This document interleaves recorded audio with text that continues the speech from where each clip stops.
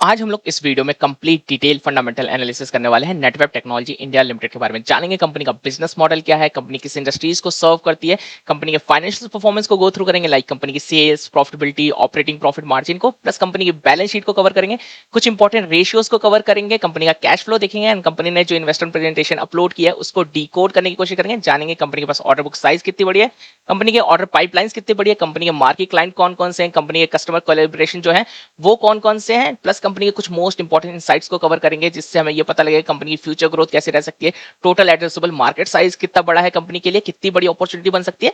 तो चलिए स्टार्ट करते हैं इस वीडियो को। तो हम लोग बात कर रहे हैं नेटवेब टेक्नोलॉजी इंडिया लिमिटेड के बारे में। पहले समझ लेते हैं कंपनी का बिजनेस मॉडल एक्चुअल में है क्या। ठीक है, तो कंपनी 1999 मतलब 1999 की बनी हुई एक पुरानी वेल एस्टेब्लिश कंपनी है। कंपनी करती क्या है, तो ये one of the India leading high and computing solution provider है। मतलब हाई एंड कंप्यूटिंग का अगर इजी लैंग्वेज में समझना है तो आप समझ सकते हो सुपर कंप्यूटर टाइप के मॉडल्स ये लोग बनाते हैं एंड प्रोवाइड करते हैं कस्टमर और क्लाइंट। क्लाइंट एंड कस्टमर कौन से हो सकते हैं, दूसरी कंपनीज हो सकती है, क्योंकि ये लोग एआई मॉडल्स भी बनाते हैं, एआई मॉडल को ट्रेन भी करते हैं। तो कंपनी उसके बारे में बात करिए। थोड़ा और डीप में चलते हैं एंड समझते हैं कंपनी का एक्चुअल बिजनेस क्या है। तो अगर हम लोग बात करें कि नेटवेब में एक्चुअली बिजनेस क्या करती है, तो अगर मान लो किसी भी कंपनी को एआई मॉडल बनाना है या ट्रेन करना है तो वो नॉर्मल लैपटॉप से तो पॉसिबल नहीं है या नॉर्मल सर्वर से पॉसिबल नहीं है, क्योंकि उसके पीछे बहुत सारे एल्गोरिदम, बहुत सारे कोडिंग रन करती है। तो उसके लिए हमें पावरफुल जीपीयूज चाहिए रहते हैं, लाइक जो एनवीडियास के जीपीयूज आते हैं वो चाहिए रहता है। तो उसके लिए हमको नॉर्मल हम लोग लैपटॉप या सर्वर नॉर्मल से ये सारे एआई मॉडल को ट्रेन नहीं कर पाएंगे, क्योंकि कैलकुलेशन फास्ट है। सपोज आप एग्जांपल लो, चैट जीपीटी है, आप कुछ भी टाइप करते हो तुरंत उसका आउटकम आ जाता है विद इन 1 और 2 सेकंड। तो ये आपके नॉर्मल लैपटॉप से नहीं होता, इसके पीछे डेटा सेंटर बने होते हैं, वहां पे जीपीयूज रैक्स में रखे रहते हैं, वो कोडिंग करते हैं। ठीक है, अब नेटवर्क काम क्या करती है, हम इसको थोड़ा और इजी लैंग्वेज में समझते हैं कि अगर मान लो किसी कंपनी को एआई मॉडल बनाना है तो उसके लिए हमारे पास क्या चाहिए, एक पावरफुल जीपीयू चाहिए, सीपीयू चाहिए होगा, स्टोरेज भी चाहिए होगा, और उन सारी चीजों को नेट से जोड़ना, इंटरनेट से जोड़ने के लिए नेटवर्किंग डिवाइसेस चाहिए होंगे, जैसे राउटर्स हो जाते हैं, मॉडेम्स हो जाते हैं, ये सारी चीजें हमको चाहिए होंगी, केबल्स रहती हैं बहुत सारी, ये सब चाहिए होता है। तो उन सारी चीजों को एक साथ कंबाइन करके एक हाई एंड परफॉर्मेंस, जो हमारे सुपर कंप्यूटर्स होते हैं, एआई मॉडल्स होते हैं, वो हाई एंड परफॉर्मेंस कंप्यूटर और डिवाइस बना के हम लोग कस्टमर को प्रोवाइड कर देते हैं। अगर एक और बेसिक एग्जांपल्स मैं आपको समझाऊं, तो मान लो किसी भी इंडियन कंपनी, टीसीएस हो, विप्रो हो, किसी भी कंपनी को उसने कह दिया कि उसको 100 पावरफुल एनवीडिया जीपीयूज चाहिए अपने एआई मॉडल के लिए, सिस्टम के लिए। तो क्या नेटवेब का काम क्या रहेगा इसके अंदर, क्या वो 100 जीपीयू प्रोवाइड कर देगी और हो जाएगा? नहीं, ऐसे नहीं काम चलता है। वो क्या करेगी, जीपीयूज एनवीडिया से खरीदेगी, ठीक है, उससे एक पावरफुल सर्वर वो तैयार करेगी, रैक्स में करके वहां पे कैट केबल लगा के पावरफुल सर्वर बनाएगी, उसकी हाई स्पीड नेटवर्किंग प्रोवाइड करेगी, मतलब जो इंटरनेट कनेक्शन होगा, जो फाइबर केबल्स होंगे उसके through fast data storage provide करेगी, कूलिंग सिस्टम लगाएगी, जो कि क्योंकि आप जान रहे हो डेटा सेंटर और रैक में कूलिंग सिस्टम की क्या डिमांड रहती है, सॉफ्टवेयर एप्लीकेशन उसके लिए बनाएगी। ठीक है, एंड देन उसके बाद उन सबको एक दूसरे के साथ कनेक्ट एंड कॉन्फ़िगर करके वो कंपनी को प्रोवाइड करेगी। तो ये पूरा जो स्टार्टिंग टू एंड है, जीपीयू खरीदना, ठीक है, पावरफुल सर्वर स्टैब्लिश करना, high and speed faster storage होना एंड कूलिंग सिस्टम को लगाना, सॉफ्टवेयर बनाना, ये सारी चीजें कंबाइन करके किसी कस्टमर या क्लाइंट को प्रोवाइड करना, ये पूरा काम नेटवेब करती है। सपोज सुपर कंप्यूटर बनाना है तो उसके अंदर भी ये सारे प्रोसेस होते हैं, सारी चीजें यूज होती हैं, एंड देन उसके बाद वो सुपर कंप्यूटर गवर्नमेंट को प्रोवाइड कर दिया जाता है, या कंपनी जैसे आप एशियन पेंट के पास सुपर कंप्यूटर है तो उनको प्रोवाइड कर दिया जाता है ये सारी चीज। तो होप आपको ये बिजनेस समझ में आ गया होगा।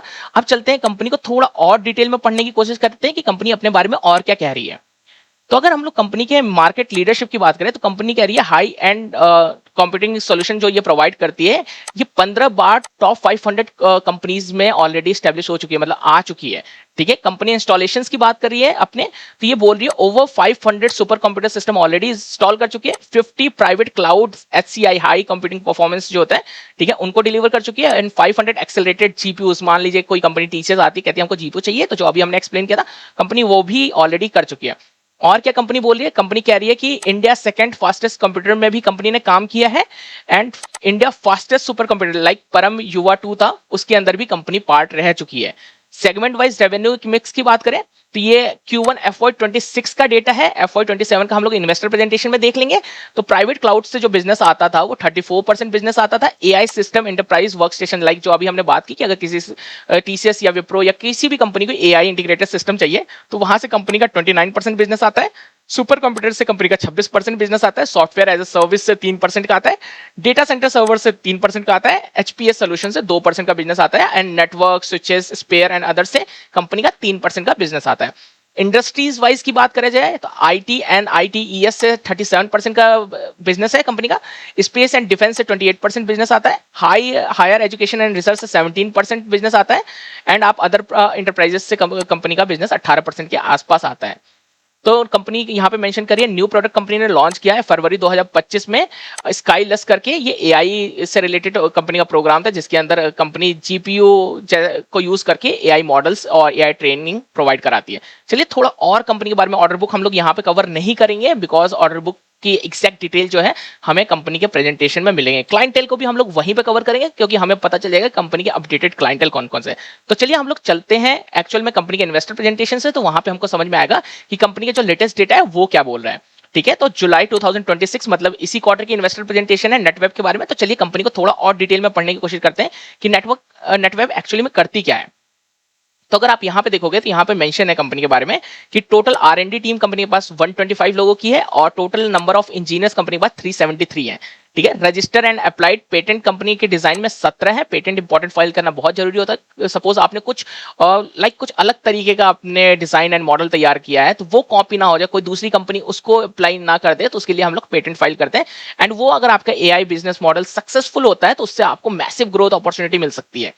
ठीक है, कंपनी और देखते हैं क्या लिखती है यहाँ पे। सुपर कंप्यूटर सिस्टम इंस्टॉल की बात करिए तो 600 से ज्यादा कर चुकी है। हमने डेटा में देखा था, स्क्रीन में 500 थे, तो मतलब इस साल भी कंपनी ने 100 से ज्यादा प्लस इंस्टॉल किए हैं। 60 प्लस प्राइवेट क्लाउड्स इंस्टॉल कर चुकी है।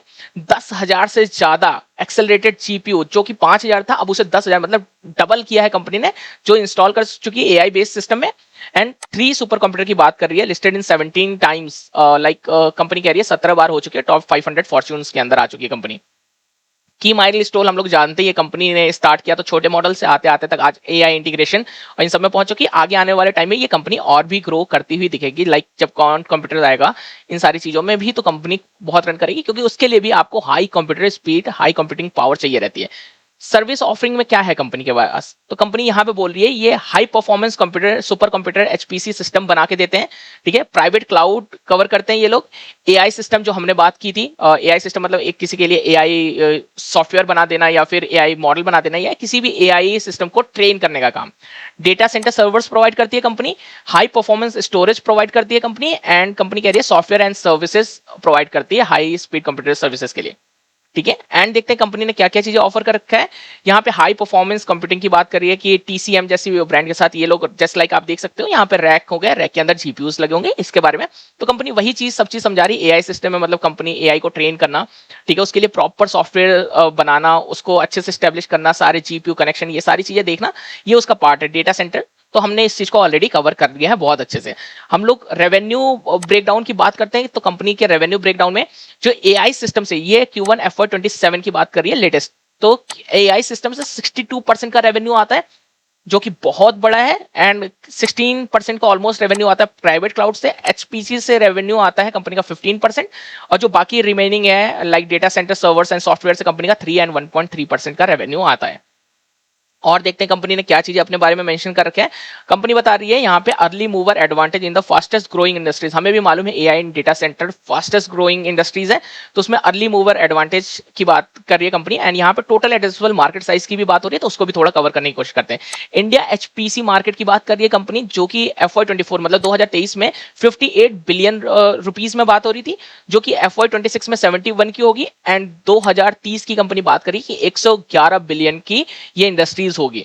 ठीक है, इंडियन प्राइवेट प्लेयर जो है क्लाउड एंड एचपीआई मार्केट की बात करिए तो 314 बिलियन की थी। एंड जो ये FY26 में मतलब 2025 में ये 456 बिलियन की हो गई थी। एंड FY30 की बात कर रहे हैं लाइक 2029-30 की, तो ये कंपनी नियर अबाउट आप कह सकते हो 919 बिलियन रुपीस का मार्केट हो जाएगा, मतलब टोटल एड्रेसेबल मार्केट की बात करें। Indian AI market in billions में है, तो जो 180 बिलियन का FY24 मतलब 2023 में था, वो 2026 में 322 बिलियन का हो गया है। 2025 की बात करें FY26 की। एंड लाइक 2029-2030 में यही मार्केट 1142 बिलियन डॉलर का हो जाएगा। ग्रोथ रेट 37.2% CAGR से ग्रो हो रहा है। तो इंडियन एआई मार्केट बहुत तेजी से ग्रो होने वाला है और उसका ये कंपनी बेनिफिट उठाते हुए हमें दिखेगी। Even Indian private cloud and HCI market भी 19% और 20% की CAGR से ग्रो हो रहा है, तो ये भी एक बहुत बड़ी बात है। और देखते हैं कंपनी क्या बात करिए यहाँ पे, early mover advantage in the fastest growing industries का पार्ट सेकंड बता रही है ये। इसमें बात करिए इंडियन एआई इंफ्रास्ट्रक्चर मार्केट की बात करिए कंपनी, तो जो 41 बिलियन का था, आप समझ सकते हो 2023 में, वो 2025 में 115 का हो गया, एंड 2030 तक वो 282 मतलब 282 billion dollar, sorry billion rupees का मार्केट कैप होगा। नियर अबाउट 25% से ये इंडस्ट्रीज अभी भी यहाँ से ग्रो करने वाली है। इंडियन एआई सॉफ्टवेयर मार्केट की बात कर रही है, तो यहाँ पे 54 से ये बढ़ के 342 बिलियन रुपीस में टोटल एड्रेसेबल मार्केट है, जो कि 37.2% से ग्रो होने वाला है। Indian AI data centre capacity की बात कर रहे हैं, जो गीगावाट में रहती है हमेशा, आप जानते हो, तो इसकी ग्रोथ रेट 2025 से 2030 में नियर अबाउट 119 से 137% सीएजीआर से ग्रो होने वाला है, जो कि एक बहुत बड़ी मैसिव अपॉर्चुनिटी है इवन डेटा सेंटर्स कंपनीज के लिए भी, और इसके लिए तो है ही, क्योंकि ये खुद डेटा सेंटर सर्विसेज प्रोवाइड करती है। ठीक है, एंड कंपनी के बारे में और देखते हैं कंपनी ने यहाँ पे क्या क्या चीजें मेंशन कर रखी है।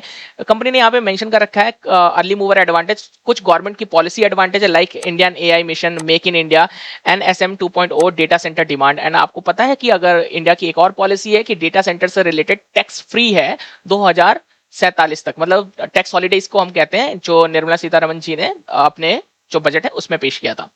देखते हैं कंपनी और क्या बात करती है अपने बिजनेस के बारे में, तो हम लोग उसको कवर करते हैं, एंड देन उसके बाद कंपनी के फाइनेंशियल पैरामीटर्स को हम लोग कवर करेंगे। तो कंपनी यहाँ पे बता रही है long standing relationship with the market and deserve customer base. Customer मतलब कंपनी के ये लोग कस्टमर्स की बात करें जिनको ये लोग प्रोडक्ट सेल करते हैं, तो यहाँ पे Zoho, Infosys, Accenture, Nokia, SCL, TCS जैसी कंपनी आईटी सर्विस बेस्ड दिखेंगी, एंड एनपीसीआई जैसी कंपनी सिक्योरिटी रिसर्च जैसे, सिक्योरिटी जनरल, टावर्स जैसी कंपनीज हैं, आईआईटीज हैं, कुछ गवर्नमेंट सेक्टर से रिलेटेड कंपनीज हैं, इसरो है, आधार कह सकते हो, रेलटेल कह सकते हो, इनको कस्टमर, ये कस्टमर है नेटवर्क टेक्नोलॉजी के, इनको ये लोग सर्विसेज प्रोवाइड करते हैं, सॉफ्टवेयर इंस्टॉलेशन ये सब प्रोवाइड करके, मतलब स्ट्रक्चर बना के कंपनी प्रोवाइड करती है इन लोगों को।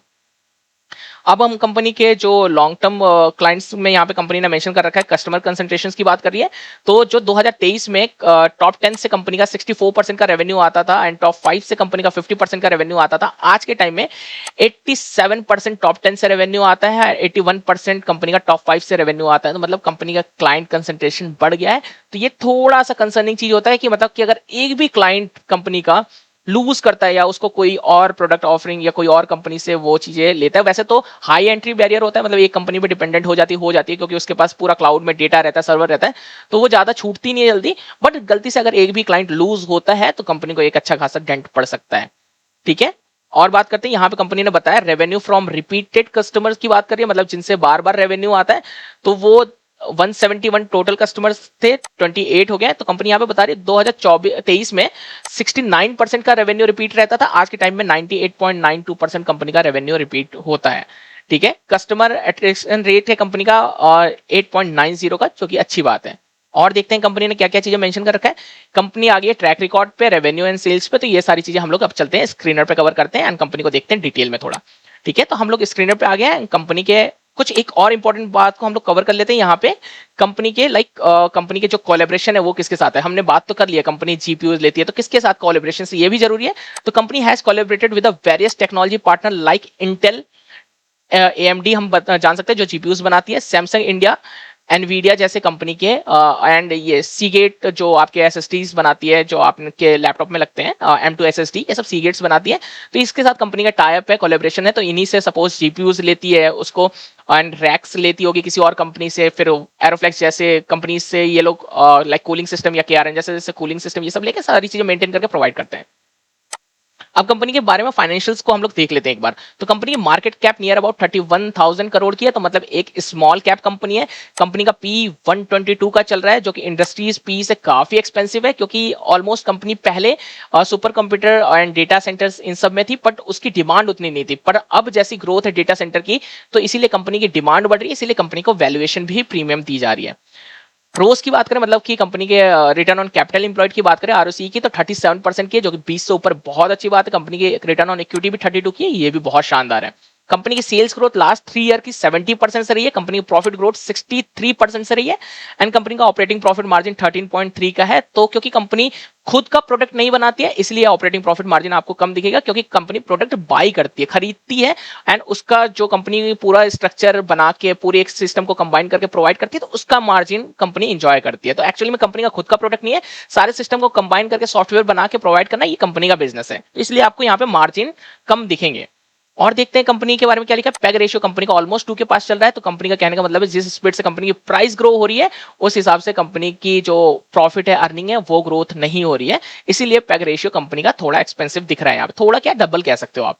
ठीक है, कंपनी का डेट 282 करोड़ का है, एंड डेट टू इक्विटी की बात करें तो 0.39 का, मतलब एक से नीचे डेट टू इक्विटी है, तो ये अच्छी बात है कंपनी के लिए। और देखते हैं कंपनी ने क्या क्या चीजें मेंशन कर रखी है। तो अगर हम लोग कंपनी के फाइनेंशियल परफॉर्मेंस की बात करें तो लेटेस्ट जो Q1 का रिजल्ट है उसके बारे में बात करते हैं। तो कंपनी का जो रेवेन्यू है 300 करोड़ से बढ़ के 820 करोड़ का आया है, जो कि 172% का ईयर ऑन ईयर जंप है, और यही एक रीजन है कि कंपनी को आगे भी वैल्यूएशन अच्छी मिलती रहेगी, क्योंकि कंपनी ने इस क्वार्टर में बहुत अच्छा जंप लिया है, और आगे वाले क्वार्टर को कंपनी को हम लोग मॉनिटर करेंगे कि ग्रोथ रेट कैसी रहने वाली है आगे। कंपनी की अगर ऑपरेटिंग प्रॉफिट मार्जिन की बात करें तो 15% का कंपनी का ऑपरेटिंग प्रॉफिट मार्जिन मेंटेन है, तो कंपनी का मार्जिन स्टेबल है, तो ये अच्छी बात है। कंपनी की नेट प्रॉफिटेबिलिटी की बात करते हैं, जो 30 करोड़ का कंपनी का नेट प्रॉफिट था वो 85 करोड़ का हो गया, ऑलमोस्ट 180% का जंप है, क्योंकि मार्जिन में ज्यादा कुछ चेंजेस नहीं है, डेट कंपनी का मेंटेन है, इसीलिए कंपनी ने ऑलमोस्ट जितना रेवेन्यू ग्रो किया था परसेंटेज से, उतने ही परसेंट से कंपनी की प्रॉफिटेबिलिटी ग्रोथ होते हुए दिखी है। तो 180% का प्रॉफिटेबिलिटी ग्रोथ होना बहुत बड़ी बात है, इसकी वजह से कंपनी का ईपीएस सुधरा, तो इसलिए कंपनी री रेट होते हुए हमको दिखी। और देखते हैं कंपनी के बारे में, प्रॉफिट एंड लॉस सेगमेंट की बात करें ईयर ऑन ईयर बेसिस पे, तो कंपनी जो 2020 में 156 करोड़ का रेवेन्यू करती थी, आज के टाइम में वो कंपनी 2700 करोड़ का रेवेन्यू कर रही है। ऑलमोस्ट आप समझ सकते हो नियर अबाउट 15x से भी ज्यादा कंपनियां यहाँ पे रेवेन्यू करते हुए दिख रही है। जो कंपनी का नेट प्रॉफिट 4 करोड़ का होता था, आज के टाइम में वो 260 करोड़ का हो रहा है, तो आप समझ सकते हो कंपनी का जो नेट प्रॉफिट भी है वो भी कितने ज्यादा गुना जंप हुआ है, मतलब कैलकुलेशन भी करना आप कह सकते हो कि मुश्किल हो सकती है, मतलब 50x से ज्यादा कंपनी ने अपनी प्रॉफिटेबिलिटी को जंप करा है। यहाँ पे कंपनी का जो ऑपरेटिंग प्रॉफिट मार्जिन है लेटेस्ट क्वार्टर में 15% करा है, और आगे जैसे कि Q3 Q4 इन कंपनीज के लिए भी स्ट्रांग होगा, एंड जो बिजनेस डिमांड है वो कंटिन्यूअसली ग्रो बहुत तेजी स्पीड से कर रही है, तो यहाँ पे हमको कंपनी शायद आने वाले टाइम में मार्जिन सुधरते हुए दिखे। और बात करते हैं कंपनी की बैलेंस शीट की, तो इक्विटी कैपिटल कंपनी 11 करोड़ की है, रिजर्व कंपनी के पास 712 करोड़ का है, एंड बोरिंग कंपनी के पास 282 करोड़ की है, मतलब रिजर्व एंड इक्विटी कैपिटल के सामने बोरिंग बहुत मेजरेबल है, तो इसीलिए हमारे डेट टू इक्विटी 0.5 के नीचे था, तो मेंटेन्ड है। कंपनी कैश फ्लो की बात करते हैं तो नेट कैश फ्लो कंपनी का पॉजिटिव है, एंड फ्री कैश फ्लो भी कंपनी के पास पॉजिटिव है, कहने का मतलब ये कंपनी के बैंक में भी पैसा है। ठीक है, एंड रेशियोज की हम लोग कवर करते हैं, तो ratio cash conversion cycle company का 84 से इंक्रीज होकर 121% का हुआ, ये थोड़ा कंसर्निंग है, पर हम देखेंगे आगे आने वाले टाइम अगर कंपनी इसको 100 से नीचे रखती है तो अच्छी बात है। कंपनी की कैपिटल डे की बात करें, वर्किंग कैपिटल डे, तो 93 से घट के 14 हो गया है, और यही मेन रीजन हम कह भी सकते हैं कि कंपनी की प्रॉफिटेबिलिटी भी इतनी शानदार तरीके से जंप होते हुए दिखी है। कंपनी के रोज की बात करें तो 32 से बढ़ के 38% का हो गया, मतलब आरओसी कंपनी का 38% का हो गया 32 से बढ़ के। आरओसी क्यों ऐसा हो गया, क्योंकि आरओसी हमारा कैलकुलेट होता है इक्विटी पे, रिजर्व पे एंड डेट पे, तो प्रॉफिटेबिलिटी कंपनी की शानदार 180% की इंक्रीज हुई है, तो इबिटा जो होता है वो अच्छा खासा बढ़ा है कंपनी का, इसीलिए जब इक्विटी, रिजर्व एंड डेट पे जब हमारा प्रॉफिट इबिटा बढ़ता है तो आरओसी ऑटोमेटिकली इंक्रीज होता हुआ दिखेगा। कुछ इंपॉर्टेंट इनसाइट्स के बारे में कवर करते हैं, तो यहाँ पे कंपनी का मार्च 2026 का डेटा है, तो ये पुराना डेटा है, तो इसमें हम लोग देखते हैं क्या इंपॉर्टेंट है। अगर टॉप 5 कस्टमर से भी कंसंट्रेशन से भी रेवेन्यू की बात करें तो ऑलमोस्ट 80% के आसपास हो चुका है, तो इस डेटा को कवर करना कोई जरूरत नहीं है। कंपनी ने यहाँ पे न्यू क्लाइंट ऑनबोर्डेड की बात करी है, तो कंपनी के पास 131 न्यू क्लाइंट ऑनबोर्डेड है 2026 मार्च के हिसाब से। शेयर होल्डिंग पैटर्न की बात करते हैं तो हम लोग इसको ईयरली में चेंज कर लेते हैं, तो अब देखते हैं कंपनी के जो प्रमोटर है उनके पास 67% की ऑलमोस्ट होल्डिंग है, जो कि लास्ट में मार्च में भी 2026 में भी 67% थी, एंड लास्ट ईयर से थोड़ी सी होल्डिंग घटाई है आप कह सकते हो प्रमोटर ने। एफआईज की बात करें तो एफआईज की ऑलमोस्ट 9.27% की होल्डिंग है, जिसमें एफआईज में Goldman Sachs, Nomura and Goldman कॉन्ट जैसे एफआईज के पास होल्डिंग है।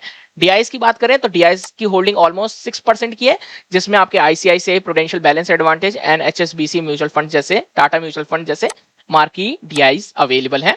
कंपनी की पब्लिक होल्डिंग की बात करें तो पब्लिक के पास ऑलमोस्ट 17.84% की होल्डिंग है। तो कंपनी के जो आप कह सकते हो जो शेयर होल्डिंग पैटर्न डिवाइडेड है वो भी काफी डिसेंट है, एंड पब्लिक के पास भी लिमिटेड होल्डिंग है एंड लास्ट मार्च से तो समझ सकते हो कि पब्लिक की भी होल्डिंग गिरी है, तो ज्यादातर एफआईज एंड डीआईज ने ही इंक्रीज किया है अपनी पोजीशन। तो होप आपको ये वीडियो इन्फॉर्मेटिव लगी होगी। इन्फॉर्मेटिव लगी है तो please do like share subscribe. मिलते हैं हम लोग नेक्स्ट वीडियो में। Thank you so much.